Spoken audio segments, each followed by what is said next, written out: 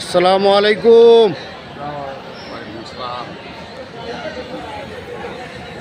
বলেন।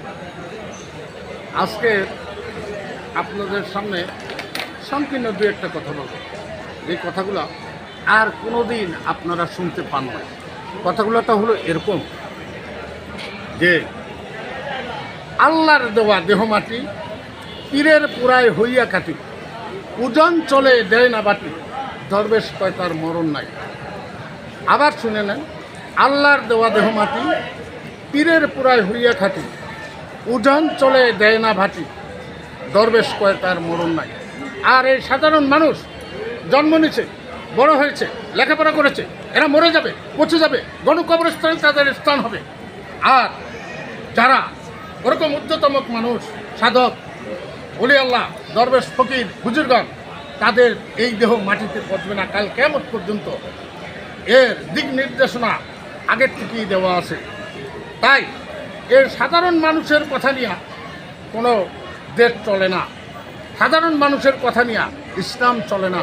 ইসলাম চলার পথে একমাত্র আল কোরআন আর ইসলামের গুরুত্বপূর্ণ যদি আপনি মনে করেন, তাই আহলে বায়াত আর আহলে বায়াতের অঙ্গ সংগঠন একমাত্র ছুটিবার, অন্য কেউ নাই।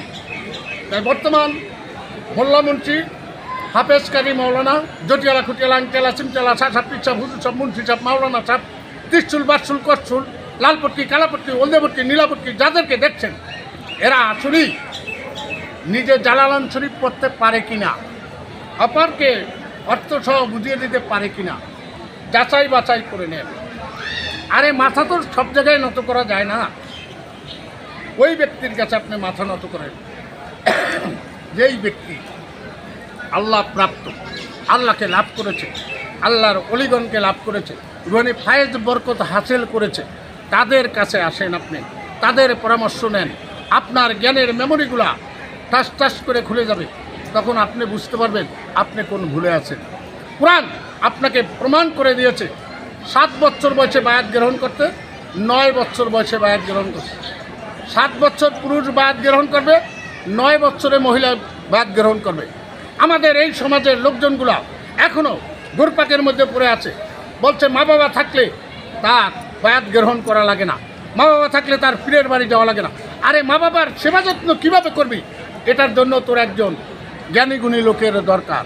পীর অর্থ মুরব্বী, পীর অর্থ মাস্টার, পীর অর্থ উস্তাদ, একজন দিক নির্দেশনা করে দেবে, সে হলো পীর। পীর মানে একটা মহা কিছু না। কাজেই একজন জ্ঞানী লোকের সংস্পর্শ না পেলে আপনি কখনো মানুষ হতে পারবেন না। তাই আপনাদের সকলকে বলছি, যারা আমার এই কথাগুলো শুনবেন, 2 মিনিট, 4 মিনিট, 3 মিনিট একটু মনোযোগ সহকারে শুনবেন। দেশ ও দেশের বাইরের থেকে যারা আমার এই কথাগুলো শুনছেন, আমার চ্যানেলটা একটু সাবস্ক্রাইব করে রাখবেন। প্রতিনিয়ত আপনাদের জন্য দ্বীন ও ইসলামের কথা সর্বক্ষণই আপনাদেরকে সরিয়ে দিয়েছি। সেই কথাগুলি কোরআন এবং হাদিস দলিল সহকারে। আমার কথার ভিতরে যদি কোনো ভুল ত্রুটি থাকে আপনি কমেন্টে জানাই দেবেন, আর লাইক দিবেন, শেয়ার দিবেন। আপনার একটা শেয়ারের বিনিময়ে, একটা লাইকের বিনিময়ে নিত্য নতুন নতুন 2025 আমার কাছ থেকে আপনারা বাণীগুলো শুনতে পারবেন। এই বলে এখানে রাখছি। আল্লাহ হাফেজ।